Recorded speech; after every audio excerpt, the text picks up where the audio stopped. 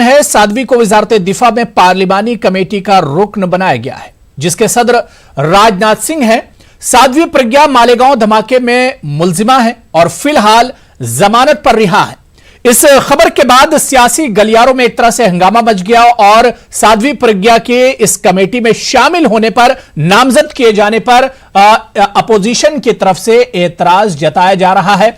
इस पूरे इशू पर हम तफसील से आज प्राइम डिबेट में बात करेंगे। कुछ बहुत खास मेहमान भी मेरे साथ इस डिबेट में जुड़ रहे हैं, लेकिन सबसे पहले इस पूरे मामले पर यह रिपोर्ट देखिए।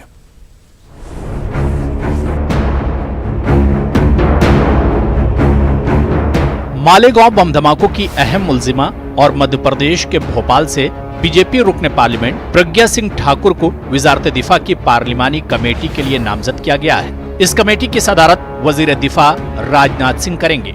कमेटी में 21 रुकन होंगे। फिलहाल प्रज्ञा सिंह ठाकुर पर गैर कानूनी सरगर्मियां एक्ट के तहत कई मामलों में मुकदमा चल रहा है। बॉम्बे हाईकोर्ट ने बीजेपी की मौजूदा रुकने पार्लियामेंट प्रज्ञा सिंह ठाकुर को अप्रैल 2017 में खराब सेहत की बुनियाद पर जमानत दे दी थी। जमानत पर रिहा होने के बाद भोपाल से साध्वी लोकसभा इलेक्शन में बीजेपी के टिकट पर उतरी थी और जीत हासिल की थी। जमानत पर रिहा होने के बाद से लगातार प्रज्ञा सिंह ठाकुर तनाजात में घिरी रही हैं। कांग्रेस समेत पूरे अपोजिशन ने साध्वी के नाम पर सख्त एतराज जताया है। जो कमेटीज होती है उसके अंदर किसी को भी मेंबर बनाया जा सकता है। उसकी वजह से किसी का कद ना आसमान पे जाता है ना ज़मीन के ऊपर जाती है। साल भर में एडवाइजरी कमेटी में बहुत से मेंबर हैं जो उसमें जाते भी नहीं। और बेचारी साध्वी को तो मैंने देखा कि पूरा इलेक्शन उन्होंने कैंपेन किया, व्हील चेयर के ऊपर चल नहीं पाती है। दो आदमी लोग उनको पकड़ के लेके चलता है, समझे कि नहीं। तो उन्होंने बीजेपी के प्लान को, RSS के प्लान को, VHP के प्लान को उन्होंने जिस तरीके से मालेगांव में सफल किया बॉम्ब ब्लास्ट करके, और जिसके मामले में आज भी उनके ऊपर केस चल रहा है, ऐसे लोगों को गवर्नमेंट को तो इनाम देना था। मुझे कोई ताज्जुब नहीं होता कि उनको अगर वो डिफेंस मिनिस्ट्री दे देते तो हमको कोई ताज्जुब नहीं होता। इसलिए ये तो छोटी मोटी बातें हैं। बड़े बड़े लोग काम कर कर के यहाँ आए हुए हैं तो उनको इनाम तो मिलना है। कल किसी और बड़े को और बड़े बुजुर्ग को अगर कोई बड़ा इनाम मिल जाता तो हमें कोई ताज्जुब नहीं होगा। जिनके हाथ खून में लिप्त हों, देवास जिले में सुनील जोशी के मर्डर केस जिन पे चला हो, अब ये देश की क्या रक्षा कर पाएंगी।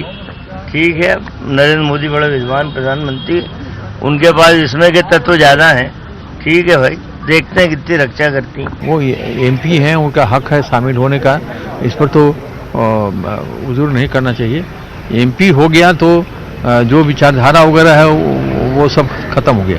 अब तो उसको जो पार्लियामेंट का रूल है उसके हिसाब से बात करना पड़ता है, काम करना पड़ता है, आप सब जगह बयान देना पड़ता है, सब कुछ बदल जाता है। लोकसभा इंतखाबी तशहीर के दौरान साध्वी ने महात्मा गांधी के कातिल नाथूराम गोडसे को हुब्बुल वतन बताया था। इंतखाबी तशहीर के दौरान ही उन्होंने महाराष्ट्र ATS के साबिक सरबराह हेमंत करकरे को लेकर भी मुतनाज़ा बयान दिया था।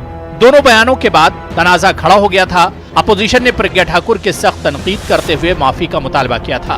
तनाज़े में फंसता देख बीजेपी ने नोटिस जारी कर प्रज्ञा सिंह ठाकुर से बयानात के लिए माफी मांगने के लिए कहा था।